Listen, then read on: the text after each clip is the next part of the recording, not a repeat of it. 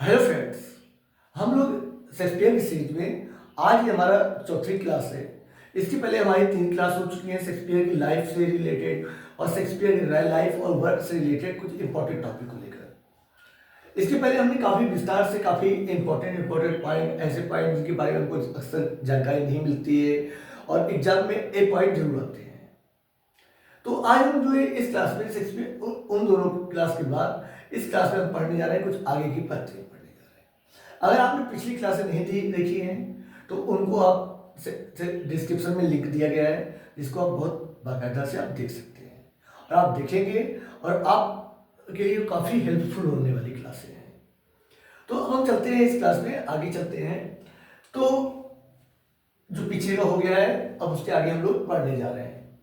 सबसे पहले देखते हैं कि हैमलेट जो शेक्सपियर का एक वर्क है हैमलेट, इसके बारे में जो राय है टी.एस. इलियट ने, जो एक आप जानते हैं कि टी.एस. इलियट थे, इन्होंने जो है इन्होंने इनकी एक थ्योरी थी ऑब्जेक्टिव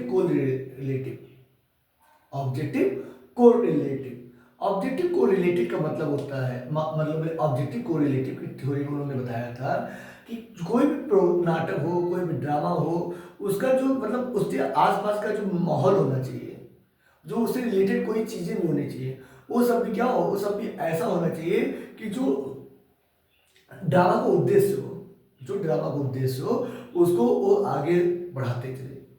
जैसे एग्जाम्पल स्वरूप है कि जैसे आपने देखा है कि डरावनी पिक्चरों में देखा होगा, भूतिया फिल्मों में देखा होगा कि जब भी जो है जैसे जब डर का माहौल होता है, कहीं भूत वगैरह आने वाला होता है, तो उसमें अक्सर क्या होता है कि जो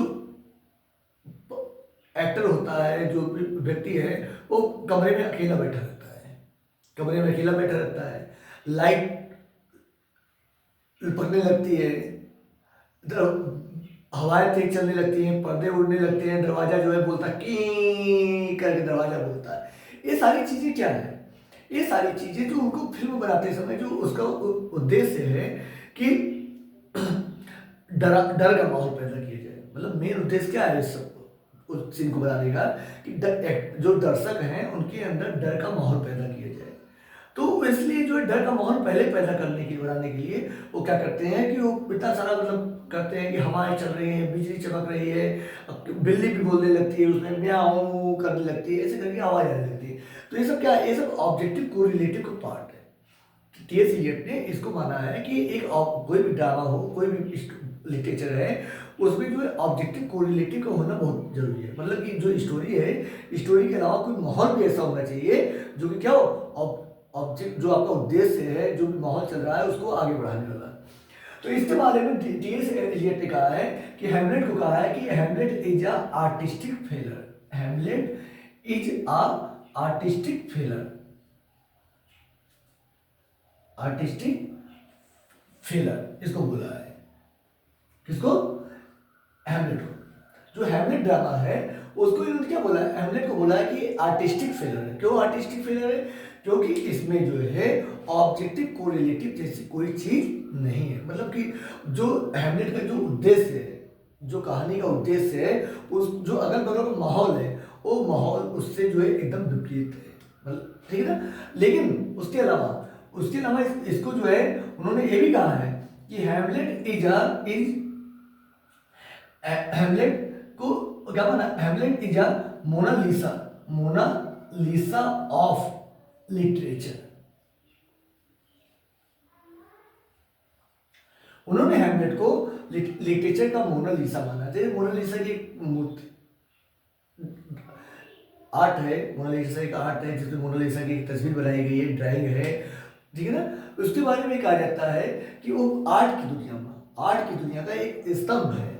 आर्ट की दुनिया का एक स्तंभ है। मतलब लोगों के लिए, जो भी आर्ट प्रेमी हैं, जो भी आर्ट बनाने वाले हैं, आर्टिस्ट हैं, उनके लिए क्या है? उनके लिए वो चीज़ जो है मोनालिसा की पेंटिंग एक आदर्श है, मतलब एक नायाब नमूना है, ठीक है ना, दुनिया भर के। तो उन्होंने कहा है कि हैमलेट को भी उन्होंने बोला है कि हैमलेट क्या है? टी.एस. इलियट ने कहा है कि हैमलेट जो है लिटरेचर की मोनालिसा। मतलब लोग जो है उसको देखकर उसमें कुछ सारी खूबियां हैं जो कि एक लिटरेचर में होनी चाहिए, ठीक है ना। बस एक चीज बताया कि उन्होंने आर्टिस्टिक रूप से बताया कि इसमें ऑब्जेक्टिव कोरिलेटिव जैसी चीज नहीं है, उस चीज़ का पालन नहीं करती है। बाकी वो सारी चीज़ें हैं जो एक लिटरेचर को एक परफेक्ट लिटरेचर बना सकती है। जबकि इसके बाद अलावा जो उन्होंने मैकबेथ के बारे में उन्होंने बताया है कि मैकबेथ क्या है, मैकबेथ को एक एज आर्टिस्टिक सक्सेस के रूप में माना है। मैकबेथ को जो है एक आर्टिस्टिक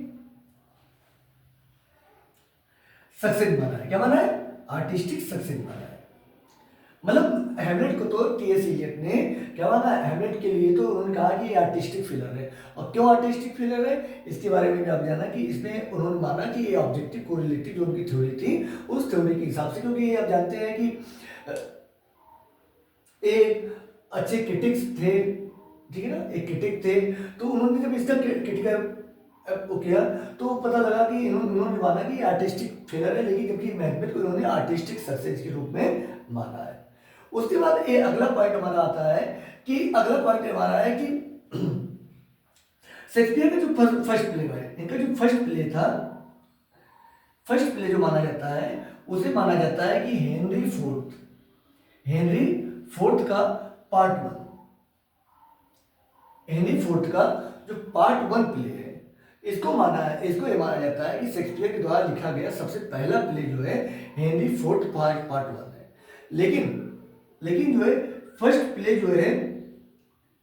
प्ले परफॉर्म किया गया है, परफॉर्म जो है वो है हेनरी फोर्थ पार्ट 2। कौन सा है? पार्ट 2। हेनरी फोर्थ पार्ट 2 को इसको जो है माना जाता है कि ये जो है इनके द्वारा लिखा गया, मतलब परफॉर्म है तो दूसरा प्ले, मतलब लिखने में तो दूसरा या तीसरा जो भी है, लेकिन जो है परफॉर्म करने में ये प्ले, इसको पहला प्ले माना जाता है कि हेनरी फोर्थ पार्ट 2 जो है ये प्ले जो है सबसे पहले परफॉर्म किया गया। अगर आपसे कभी पूछा जाए कि शेक्सपियर का कौन सा प्ले जो ऐसा है जो कि सबसे पहले जो है थिएटर में परफॉर्म किया गया, तो वो प्ले कौन सा होता है? वो प्ले आपका हेनरी फोर्थ पार्ट 1 है। लेकिन जब बात आती है लिखने वाली बात आती है, तो लिखने वाले में हेनरी फोर्थ पार्ट 1 जो है ये जो है इनका पहला प्ले था। उसके बाद अगला टॉपिक जो है, अगला बात है कि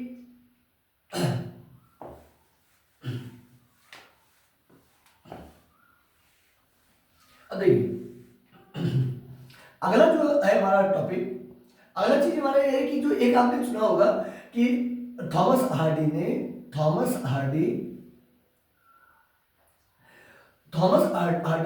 1872 में एक नॉवेल लिखा था। 1872 में एक नॉवेल लिखा है अंडर द ग्रीनवुड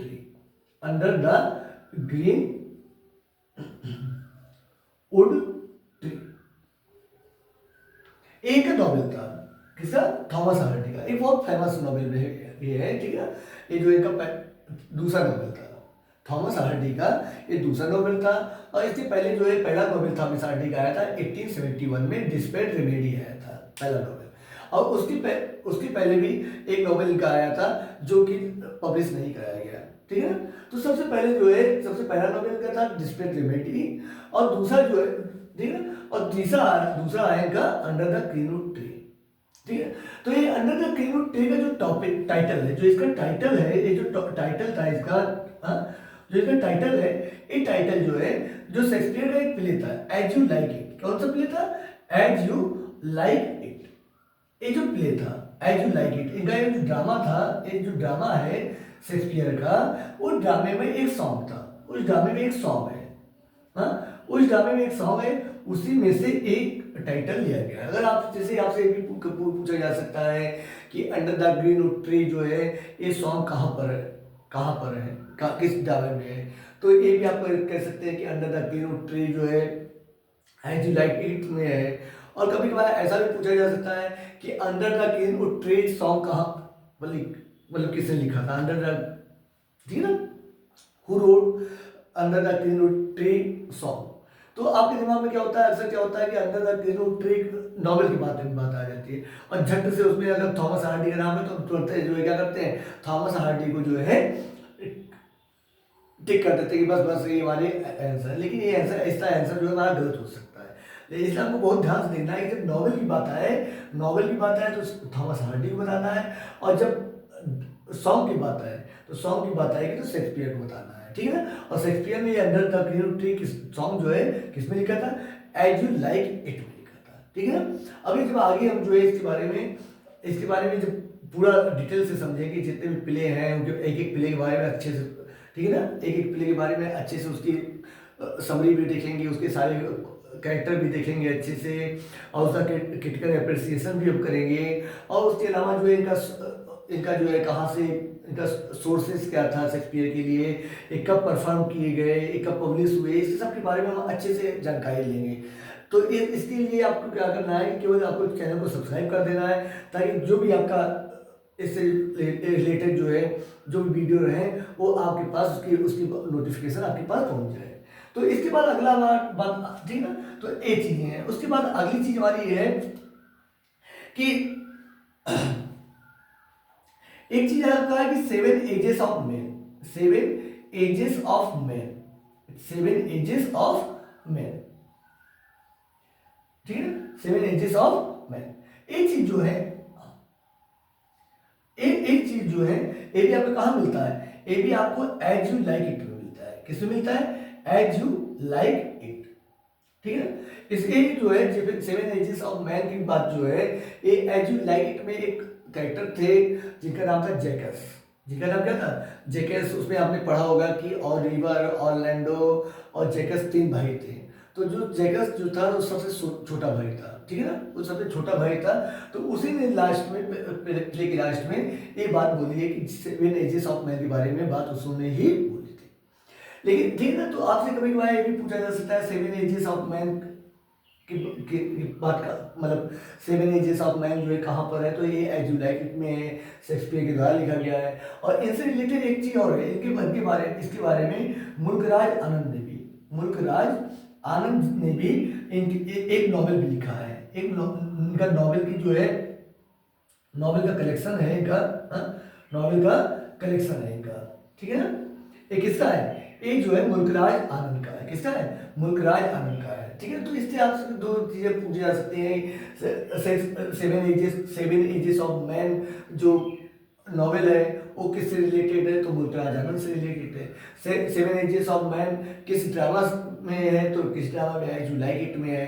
किसने बोला है, एक बात किसने कही है, तो एक जैकस ने की है, ठीक है ना। तो इस तरह जो है ये भी एक हमारे लिए इंपॉर्टेंट चीज थी।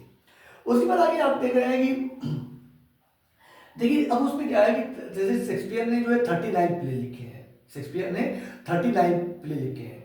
तो 39 प्ले में जो है 2 प्ले जो हैं, जो एक है the comedy of error, the comedy of error, the comedy of error, और दूसरा प्ले है द टेम्पेस्ट, द टेम्पेस्ट, ठीक है ना, द टेम्पेस्ट। ये दोनों प्ले ही ये दोनों 2 प्ले इनके ऐसे हैं जो 2 प्ले क्या होते हैं कि जिनमें यूनिटी ऑफ प्लेस है, जिसमें क्या है, यूनिटी ऑफ प्लेस है, यूनिटी ऑफ प्लेस। देखिए यूनिटी ऑफ प्लेस, तो इसमें देखिए क्या है कि जो आपने एरिस्टोटल के बारे में पढ़ा है कि एरिस्टोटल ने जो अपनी थ्योरी दी है, तो उसमें यूनिटी ऑफ प्लेस और यूनिटी ऑफ टाइम के बारे में, ठीक है ना, इनके बारे में जो है जिक्र किया है। तो इसमें क्या है कि इन्होंने द कॉमेडी ऑफ इरर और द टेम्पेस्ट, ये 2 प्ले ऐसे हैं जिसमें इन्होंने मतलब प्लेस को बदला नहीं है, जिसमें इन्होंने क्या किया, इन्होंने प्लेस को नहीं बदला है, मतलब सेम प्ले। जैसे इसमें कॉमेडी ऑफ प्ले इरर तो जो है वो पूरा एक शहर में हो जाता है, हाँ, पूरे एक शहर में हो जाता है। और टेम्पेस्ट जो है एक समुद्र किनारे तट पर जो है, समुद्र किनारे तट पर एक थोड़ा जो बना है कमरा वगैरह, उसी में जो है वो हो जाता है, ठीक है ना। तो मतलब इसमें भी बहुत ज़्यादा यूनिटी ऑफ प्लेस जो है वो दिया गया है, और इसमें भी जो है यूनिटी ऑफ प्लेस दिया गया है। तो मतलब इसका आपको भी बताया जान सकते हैं कि यूनिटी ऑफ प्लेस कौन, मतलब इनके 2 ड्रामे हैं, एक द कॉमेडी ऑफ इरर और एक द टेम्पेस्ट जो है, जिसमें काफ़ी अच्छे से जो है यूनिटी ऑफ प्लेस का पालन किया गया है। उसके बाद आगे हम चल रहे हैं कि और भी इनसे रिलेटेड है हमारी चीज़ें कि देखिए जैसे इन्होंने सोनेट जो है, सोनेट 154 सोनेट लिखी थी। कितनी सोनेट लिखी है, 154 सोनेट लिखी है। लेकिन 154 सोनेट में कुछ सोनेट ऐसी भी हैं, कुछ सोनेट ऐसी हैं, जैसे सोनेट क्या होता है, सोनेट तो आप जानते हैं कि सोनेट में 14 लाइन होती है। कितनी लाइन होती है? 14 लाइन होती है। और 14 लाइन में क्या है, 14 लाइन की जो राइमिंग स्कीम थी, A B C D E F और जी। ये तो मतलब ये जो राइमिंग स्कीम है यही है, ठीक है ना। सोनेट की क्या है, जो 154 सोनेट हैं उन 154 सोनेट की राइमिंग स्कीम यही है। लेकिन उसमें से 3 सोनेट जो हैं, उन सोनेट जो है थोड़ा मतलब अपने स्ट्रक्चर में कुछ अलग है। जो 154 सोनेट में 151 सोनेट की तो ठीक है, लेकिन 154 सोनेट में तीन बीच में 3 सोनेट ऐसी हैं जिनका स्ट्रक्चर क्या है, जिनका स्ट्रक्चर थोड़ा अलग बदल गया है। इसे अलग बदलने का मतलब ये है कि इन्होंने जो है, जो सोनेट नंबर 145 था, जो सोनेट नंबर 145 है, ये क्या है, इसको जो है जैसे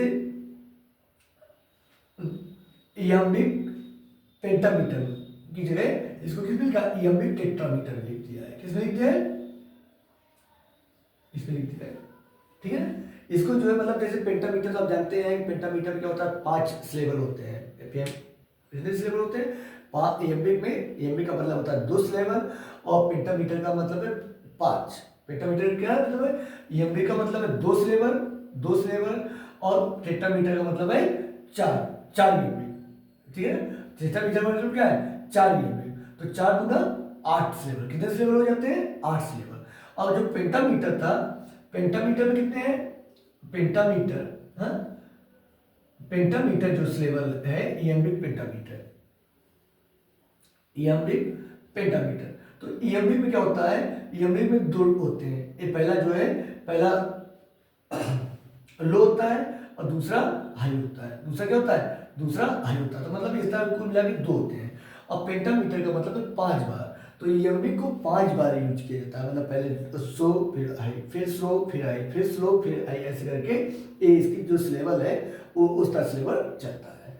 तो मतलब इसमें इयम्बिक पेंटामीटर का मतलब है कि 2 2 5 10, और इसका मतलब है 2 और 4 मतलब 8, ठीक है ना। तो मतलब एक जो बाकी जो सोनेट है वो सारी सोनेट किसमें लिखी गई हैं, इयम्बिक पेंटामीटर में लिखी गई हैं, जिसमें कुछ कितने स्लेबल होते हैं, कुल मिला के 10 स्लेबल होते हैं। कितने होते हैं?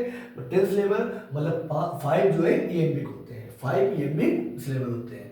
लेकिन जो 145 नंबर की जो सोनेट है, इसमें क्या है कि एक टेट्रामीटर में लिखी गई है, मतलब इसमें जो है 4 इयम्बिक स्लेबल है, ठीक है ना। तो इस तरह जो है एक चीज है। और दूसरी बात ये है कि इनका जो सोनेट नंबर 99 है, सोनेट नंबर 99 है, इसमें क्या है कि इसमें जो है इनकी है, जब से सारी सोनेट जो होती हैं वो कितने की लाइन की होती है, 14 लाइन की होती है। कितनी लाइन की होती है? 14 लाइन्स की होती है, हाँ। लेकिन जो है इसमें जो 99 नंबर की सोनेट है, इसमें 99 नहीं बल्कि 15 लाइन्स है, 15 लाइन्स है। बाकी सबकी राइमिंग स्कीम तो A B C D E F G G, ठीक है ना, ऐसी है।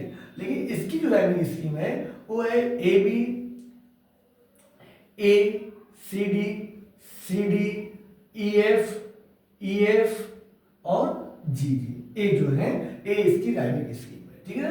तो इसमें आप देख रहे हैं कि ए जो ए है, ए जो है एक्स्ट्रा आ गया, तो इस तरह इसमें कितनी लाइन हो गई, इसमें 15 लाइन हो जाती है, ठीक है ना। तो मतलब एक सारी चीजें हैं कि मतलब जैसे आपसे पूछी जा सकती है कि कौन सी सोनेट है, कितने नंबर की सोनेट है, कि उसको जो है कौन से सीरियल की सोनेट है, कि जिसमें जो है 15 लाइन है, 15 लाइन है। तो आपको ये भी अपने लिए एक बहुत इंपॉर्टेंट चीज़ें हैं। और आपसे ये भी पूछा जा सकता है कि भाई कौन सी सोनेट है जिसमें जो है इयम्बिक टेट्रामीटर यूज किया गया है, तो वो 145 नंबर की है, और 99 नंबर की सोनेट में ऐसा चीज़ें हैं, ठीक है ना। उसके बाद आपका है कि 126 जो नंबर की सोनेट है, 126 नंबर की सोनेट है, इसमें क्या है कि इसमें 6 कपलेट का यूज किया गया है। क्या किया गया है? 6 कपलेट। 6 कपलेट का मतलब है 12 लाइन्स। मतलब एक सब में तो आपने देखा है कि इनमें सब में क्या होता है, बाकी सब लाइनों में जैसे इसमें क्या है, इसमें 3 क्वार्टरेन होते हैं, हाँ, इसमें जो है 3 क्वार्टरेन होते हैं, क्वार्टरेन, हाँ, क्वार्टरेन, और एक कपलेट होता है, एक जो है कपलेट होता है, कपलेट। क्वार्टरेन का मतलब है 4 लाइन है, 4 लाइनों का एक होता है, ठीक है ना। 4 लाइन की जो होता है, स्टैंजा होता है, उस 4 लाइन की स्टैंजा क्या बोलते हैं, क्वार्टेन बोलते हैं। जैसे एक क्वार्टेन आपका ए हो गया, एक क्वार्टेन आपका ए हो गया, और दूसरा क्वार्टेन ए हो गया, और ए आपका क्या हो गया, ए आपका कपलेट हो गया। ये क्या हो गया, एक कपलेट हो गया। इस तरह जो है एक कपलेट हो गया। इस तरह जो है ठीक है ना, इस तरह जो है इन्होंने जो शेक्सपियर ने जो सॉनेट लिखी हैं उनमें ऐसे करके आपने इस तरह स्ट्रक्चर उन्होंने किया है, ठीक है ना। लेकिन ये जो 126 नंबर की जो सॉनेट है, इसमें उन्होंने क्या किया, उसमें इसको उन्होंने इसमें क्वार्टेट और कपलेट का यूज नहीं किया है, बल्कि 6 कपलेट का यूज कर दिया है। 6 कपलेट का यूज कर दिया है। अब कपलेट तो आप जान ही रहे कि उसका स्ट्रक्चर कैसे होगा, A A B B C C A A B B, हाँ गिनिए, A A B B C C D D E E और एफ एफ। इस तरह जो है उन्होंने क्या करते हैं, एक कपलेट बनाया है, ठीक है ना, A126 की। और देखिए अब उसके बाद एक इंपॉर्टेंट चीज ये भी है कि शेक्सपियर, देखिए शेक्सपियर जो है जितने भी आप पढ़ते जाइए, शेक्सपियर हमने आपको पहले ये बता दिया था कि शेक्सपियर जो है ऐसी एक शख्सियत है जिनके बारे में जितना भी पढ़ा जाए उतना ही कम है, जितना ही पढ़ा जाए उतना ही कम है। तो शेक्सपियर के बारे में तो पूरा पढ़ना तो मान के चलिए कि बहुत बड़ी बात है, इसलिए इनको बारे में तो हमेशा रिसर्च चल ही रहा है। लेकिन ये कुछ इंपॉर्टेंट चीज़ें होती हैं जो एग्जाम में क्या होता है, एग्जाम में हम लोगों से ऐसी इंपॉर्टेंट चीज़ें पूछी जाती हैं कि जिसके बारे में हमको जानना बहुत ज़रूरी होता है। और देखिए क्या है कि एक चीज़ ये भी ध्यान रखना है कि बहुत हमको ऊपर ऊपर से नहीं पढ़ना है, क्योंकि ऊपर ऊपर के पढ़ने के चक्कर में क्या होता है कि हम छोटी चीज़ें भूल जाते हैं। और पेपर में जो है ऐसी चीज़ें नहीं पूछी जाती हैं, एग्जाम में ऐसी चीज़ें नहीं पूछी जाती हैं जो अक्सर जिसको सब लोग जानते हैं, ठीक है ना। ऐसी चीज़ें पूछी जाती हैं जो आदमी नहीं जान सकते हैं, ठीक है ना। तो जैसे क्या है कि ए स्ट्रक्चर आपको हो गया, कभी कभार जैसे ये भी पूछा जा सकता है कि इसमें स्ट्रक्चर कैसे हैं। जैसे इसमें क्या है, इसको आप चाहे क्वार्टेन और बोल दीजिए, चाहे इसको सेस्टेट बोल दीजिए, सेस्टेट, हाँ सेस्टेट बीट को बोला जा सकता है इस तरह करके, हाँ, और ठीक है ना। और इसको कभी कभार ऐसे भी बोला जा सकता है कि ऑक्टेव और सेस्टेट करके भी बोला जा सकता है, ऐसे भी बोला जा सकता है, ठीक ना। तो मतलब ऐसे कंफ्यूज करने के लिए आपको ऐसे ऑप्शन भी दिए जा सकते हैं। ये नहीं करना है कि नहीं बस एक ही चीज़ है, इसको ऑक्टेव भाई 4 लाइन हो गई, 8 लाइन हो गई, 8 लाइन का बना लिया, ये ऑक्टेव हो गया, सेस्टेट हो गया। लेकिन साधारणतः क्या होता है कि शेक्सपियर की जो पोएम सॉनेट हैं, जो इंग्लिश सॉनेट के नाम से जानी जाती हैं, उनमें जो 14 लाइन होती है, उसमें सॉनेट वाला भी 14 लाइन होती है, उसमें तो कोई बात ही नहीं है। लेकिन इनका जो स्ट्रक्चर है वो क्या है कि 3 क्वार्टर और एक कपलेट, और ए के बारे में कुछ और भी जानकारी। अब उसके बाद आगे हम देख रहे हैं कि और भी क्या चीज़ें हैं इनके बारे में जानकारी होगी।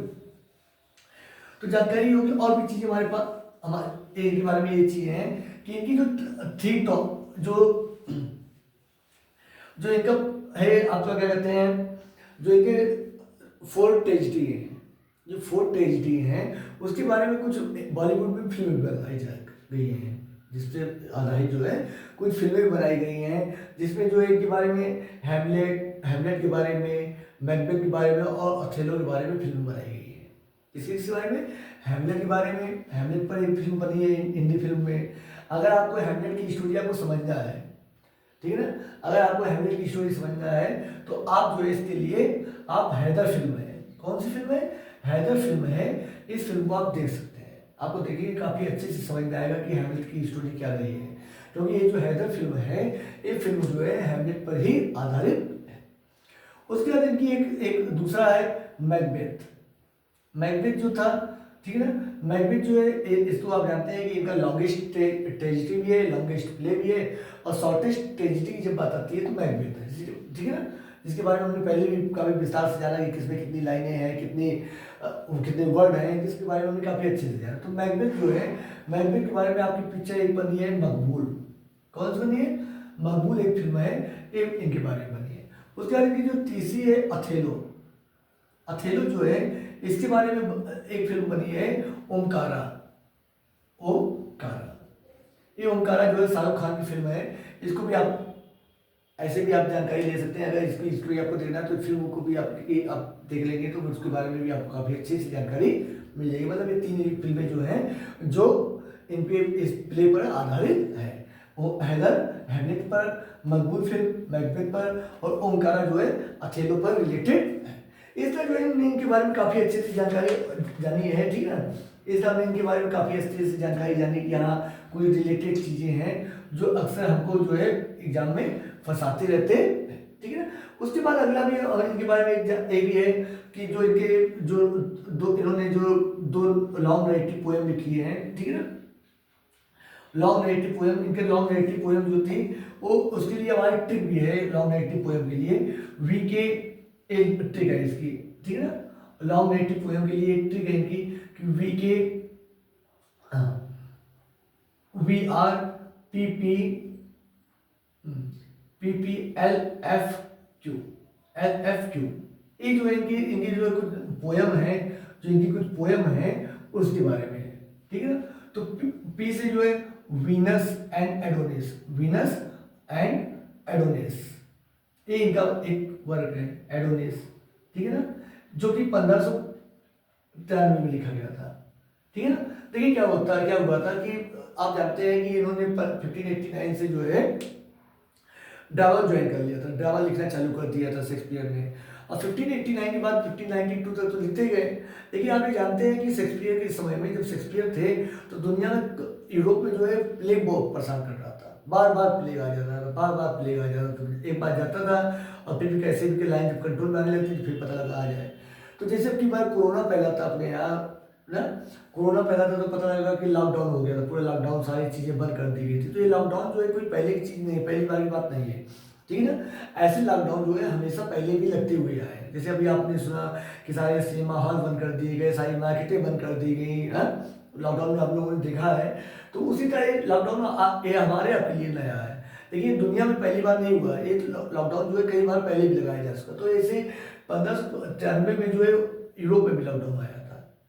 तो उसमें क्या हुआ कि जब लॉकडाउन आया था, प्लेग फैला था, तो प्लेग के समय में क्या हुआ कि भाई जितने भी जो पब्लिक वर्क है वो सब बंद कर दिया गया। तो पब्लिक वर्क का मतलब जहाँ गैथरिंग होती थी उसको सबको बंद कर दिया गया। तो उसी में क्या था, उसमें एक थिएटर भी था। तो थिएटर 2 साल के लिए बंद कर दिए गए थे। थिएटर जो है 2 साल के लिए एकदम से पूरी तरह बंद कर दिए गए थे। तो उसी 2 साल के थिएटर में जो है, जब भाई थिएटर चलेंगे नहीं, तो थिएटर नहीं चल रहे हैं तो फिर अब शेक्सपियर करेंगे बेचारे। तो शेक्सपियर ने बैठे बैठे सोचा कि चलो नहीं है, खाली हाथ है, खाली बैठे हैं, तो चलिए ठीक है पोएम लिख लेते हैं, हाँ, कम से कम चलिए पोएट्री लिख लेते हैं कुछ।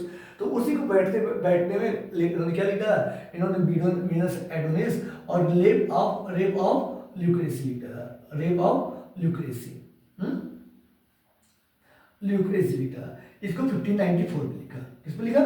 1593 में यह है और 1594 में ये चीज आता है, ठीक है, रेप ऑफ ल्यूक्रेसी आता है।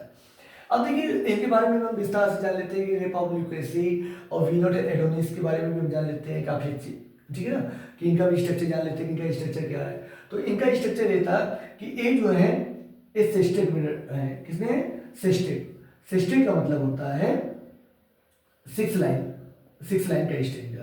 तो इनकी उसमें जो है 1199 स्टेंजा है, क्या, हाँ सॉरी, 199 स्टेंजा है, 199 स्टेंजा है, और 199 सिक्जा 1194 लाइनें हैं।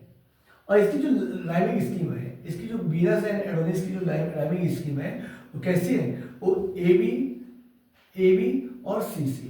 देखिए ना, वही चीज था जैसे अभी हमने सोनेट के बारे में पढ़ा था, वैसे ही सेम है कि ए बी सी सी। ये इसकी राइमिंग स्कीम है वीनस एंड एडोनिस की। इसमें कुल मिला के 199 स्टेंजा है और कुल मिला के 1194 लाइनें हैं। और इसको किसमें लिखा गया है? इसको सेस्टेट में लिखा गया है। जबकि रेप ऑफ ल्यूक्रेसी जो है ये जो है सेप्टेट में लिखा गया है। किसमें लिखा गया है? सेप्टेट। सेप्टेट क्या होता है? 7 लाइन का स्टेंजा होता है। किसमें होता है? 7 लाइन का स्टेंजा होता है।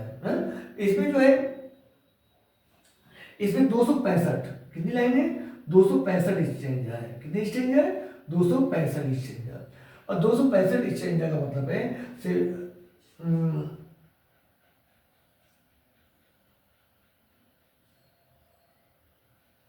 ठीक है ना। तो इसका जो है, इसमें जो है इतनी लाइनें हैं, ठीक है ना।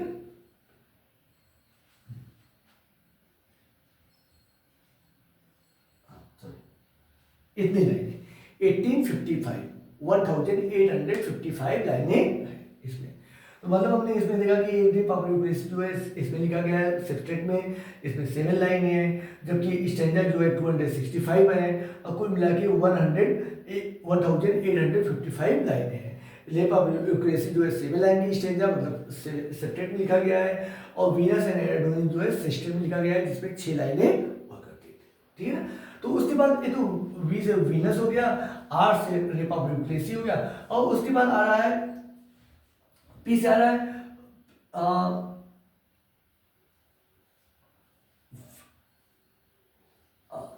Phoenix and turtle, Phoenix and turtle, A work इनका, ए वर्क जो इनका 1599 में आता है। इसमें आता है क्योंकि फेमस तो यही दो है, फेमस तो ज़्यादा यही दो है कि इनके बारे में यही फेमस है, लेकिन इसको जो है इसको सबको भी इनका सबका भी नाम आता है कि ये सब भी जो है इनका इंपॉर्टेंट वर्क में आता है, फिनिक्स एंड टर्टल। उसके बाद अगला आ रहा है the pilgrims the passionate,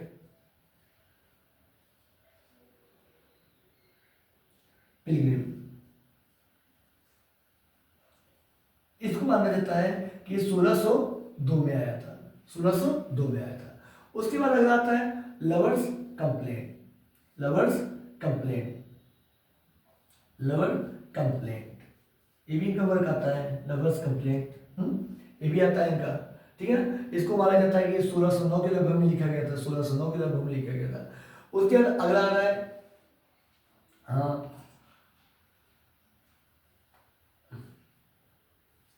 Pheri queen करके आता है, एक मिनट थोड़ा सा कंफ्यूजन हो रहा है, देख लेते हैं अच्छे से ताकि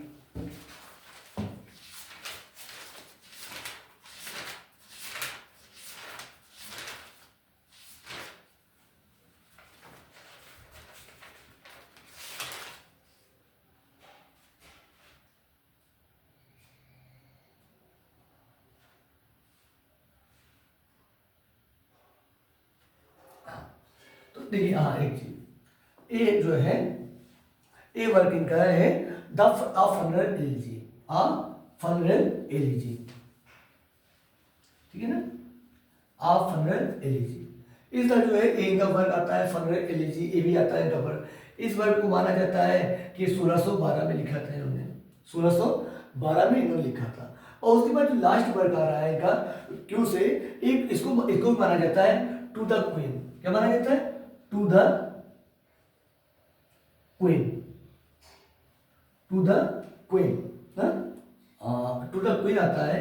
इसको माना जाता है कि खो गया था, ये जो है 1972 में इसको फिर से डिस्कवर किया गया, डिस्कवर किया गया, मतलब इतने वर्क है इनके, इसका जो है इनकी पोएम कुल मिला के पोएम में जो है इतनी पोएमों को माना जाता है, ठीक है ना। तो एक फिनिक्स एंड टर्टल भी है, the passionate pilgrim, lover's complaint, a funeral elegy और टू द क्वीन, ये 5 वर्क और भी एक्स्ट्रा हैं।